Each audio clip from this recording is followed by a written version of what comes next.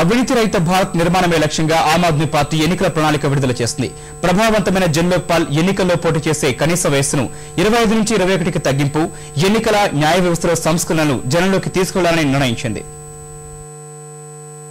అవినీతి నిర్మూలన, పారదర్శక పాలన ప్రధానాంశాలుగా ఆమ్ ఆద్మీ పార్టీ ఎన్నికల హామీ పత్రాన్ని విడుదల చేసింది. 2012 నవంబర్లో ప్రారంభమైన ఆమ్ ఆద్మీ పార్టీ సార్వత్రిక సమరంలో 430 స్థానాల్లో పోటీ చేస్తోంది. 26 ప్రతుల ఎన్నికల ప్రణాళికలో ఆర్థిక వ్యవస్థ, విదేశాంగ విధానం, అంతర్గత భద్రత, ఎన్నికల సంస్కరణలు, రక్షణ, జమ్మూ కాశ్మీర్ అంశాలపై వివరించారు. అవినీతి నిర్మూలన కోసం ప్రభావవంతమైన జన్లోక్పాల్ తీసుకువస్తామని, ప్రధాని నుంచి బంట్రుత్ వరకు ఈ చట్టం పరిధిలోకి తీసుకువస్తామని స్పష్టం చేశారు. అధికార వికేంద్రీకరణ చేస్తామని, సుపరిపాలన కోసం నిర్ణీత కాల పరిమితిలో సేవలు అందేలా పౌర సేవల అమలుకు ప్రాధాన్యం ఇస్తామని పేర్కొన్నారు. ఎన్నికల్లో పోటీ చేసే వయస్సు 25 నుంచి 21కి తగ్గించేందుకు యోచిస్తున్నట్లు, ఈ ప్రతిపాదన రాజకీయాల్లో యువత ప్రాతినిధ్యాన్ని పెంచేందుకు ఉపయోగపడుతుందని పేర్కొన్నారు. రాజకీయ పార్టీలను సమాచార హక్కు పరిధిలోకి తీసుకురావడం సహా వెనక్కి పిలిపించే, తిరస్కరించే హక్కులను కల్పిస్తామని హామీ ఇచ్చారు. పెండింగ్ కేసులను పరిష్కరించేందుకు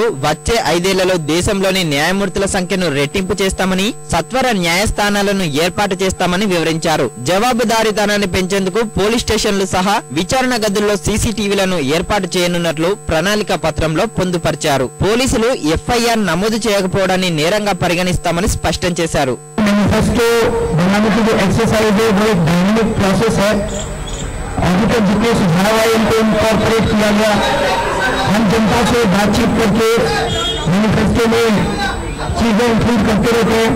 आने वाले समय में भी और नई समस्याएं हमारी नजर में आएंगी या कोई अच्छे सुझाव आएंगे तो उनको भी हम समय समय पे इंक्लूड करके और आप लोगों को बताते रहेंगे। దేశవ్యాప్తంగా సమ్మిళిత అభివృద్ధి సాధించేందుకు స్నేహపూరితమైన పారిశ్రామిక విధానాన్ని అవలంబిస్తామని ఆప్ ఎన్నికల ప్రణాళికలో పొందుపరిచింది. అణు విద్యుత్ ను పార్టీ వ్యతిరేకిస్తున్నట్లు వివరించింది. సాయుధ బలగాల ప్రత్యేక చట్టాన్ని సమీక్షిస్తామని, మహిళలపై సైనిక బలగాల లైంగిక నేరాలను సహించేది లేదని తేల్చారు. కాశ్మీర్ ముమ్మాటికి భారత్ లో అంతర్భాగమేనని, దీర్ఘకాలిక ప్రణాళిక ఉంటుందని హామీ పత్రంలో పేర్కొన్నారు. అన్ని దేశాలతో స్నేహపూర్వక సంబంధాలు కొనసాగిస్తామని చెబుతూనే సీమాంతర ఉగ్రవాదానికి కఠిన చర్యలుంటాయని స్పష్టం చేసింది. నల్లధనాన్ని వెనక్కి తెప్పించేందుకు అవసరమైన చర్యలుంటాయని హామీ పత్రంలో ఆమ్ ఆద్మీ పార్టీ వివరించింది.